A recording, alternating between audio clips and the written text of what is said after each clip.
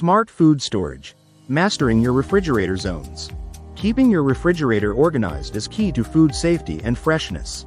Set your fridge to 37 degrees Fahrenheit or 3 degrees Celsius and your freezer to 0 degrees Fahrenheit or -18 degrees Celsius to prevent bacterial growth. Use top shelves for drinks and leftovers, middle shelves for dairy, and the cold bottom shelf for raw proteins. Store produce in the crisper drawers with proper humidity settings, and keep condiments in the door, the warmest zone. Don't overcrowd shelves, use clear containers, and label leftovers to reduce waste and keep your family safe.